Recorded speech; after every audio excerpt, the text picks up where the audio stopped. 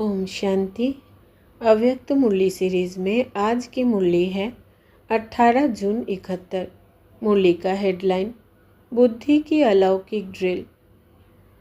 आवाज़ से परे रहना अच्छा लगता है व आवाज़ में रहना अच्छा लगता है। असली देश व असली स्वरूप में आवाज़ है।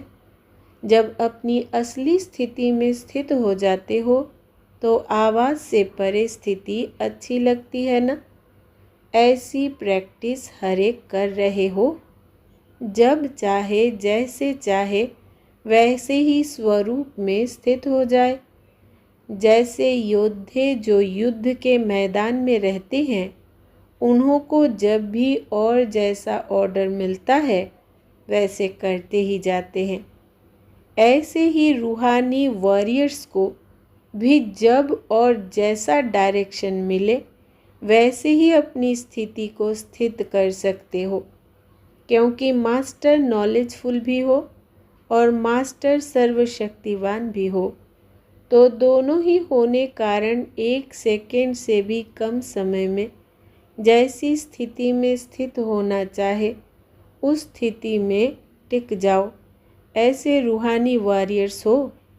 अभी अभी कहा जाए परमधाम निवासी बन जाओ, तो ऐसी प्रैक्टिस है जो कहते ही इस देह और देह के देश को भूल अशरीरी परमधाम निवासी बन जाओ। अभी अभी परमधाम निवासी से अव्यक्त स्थिति में स्थित हो जाओ। अभी अभी सेवा के प्रति आवाज़ में आए। सेवा करते हुए भी अपने स्वरूप की स्मृति रहे। ऐसे अभ्यासी बने हो। ऐसा अभ्यास हुआ है। वह जब परमधाम निवासी बनने चाहे तो परमधाम निवासी के बजाय बार बार आवाज़ में आ जाए। ऐसा अभ्यास तो नहीं करते हो। अपनी बुद्धि को जहाँ चाहो वहाँ 1 सेकेंड से भी कम समय में लगा सकते हो। ऐसा अभ्यास हुआ है। मास्टर ऑलमाइटी ऑथोरिटी अपने को समझते हो।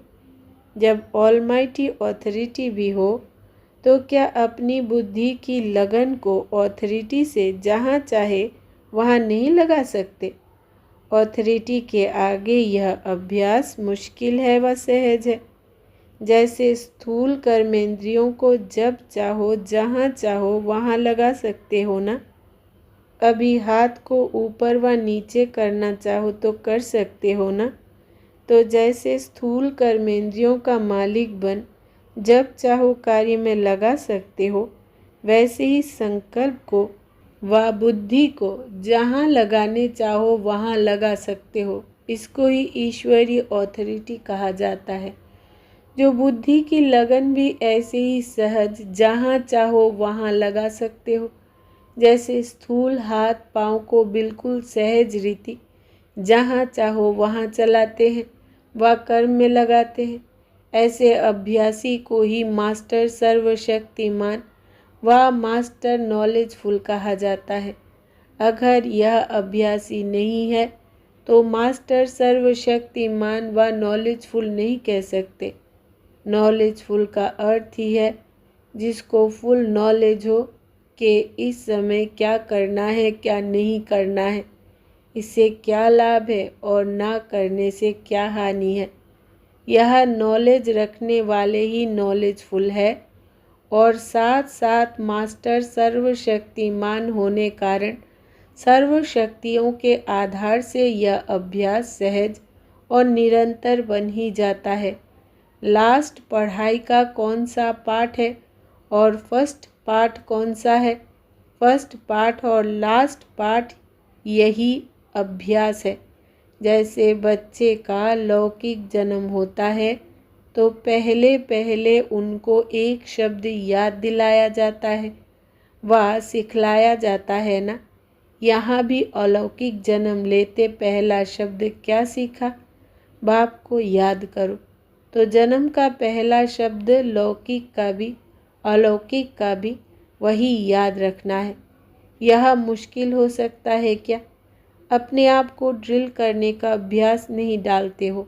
यह है बुद्धि की ड्रिल। ड्रिल के अभ्यासी जो होते हैं तो पहले पहले दर्द भी बहुत महसूस होता है और मुश्किल लगता है, लेकिन जो अभ्यासी बन जाते हैं वो फिर ड्रिल करने के सिवा रह नहीं सकते। तो यह भी बुद्धि की ड्रिल कराने का अभ्यास कम होने के कारण पहले मुश्किल लगता है, फिर माथा भारी रहने का व कोई ना कोई विघ्न सामने बन आने का अनुभव होता रहता है। तो ऐसे अभ्यासी बनना ही है। इसके सिवाय राज्य भाग्य की प्राप्ति होना मुश्किल है। जिन्हों को यह अभ्यास मुश्किल लगता है तो प्राप्ति भी मुश्किल है। इसलिए इस मुख्य अभ्यास को सहज और निरंतर बनाओ। ऐसे अभ्यासी अनेक आत्माओं को साक्षात्कार कराने वाले साक्षात बाप दादा दिखाई दे। जैसे वाणी में आना कितना सहज है, वैसे यह वाणी से परे जाना भी इतना सहज होना है। अच्छा, ओम शांति।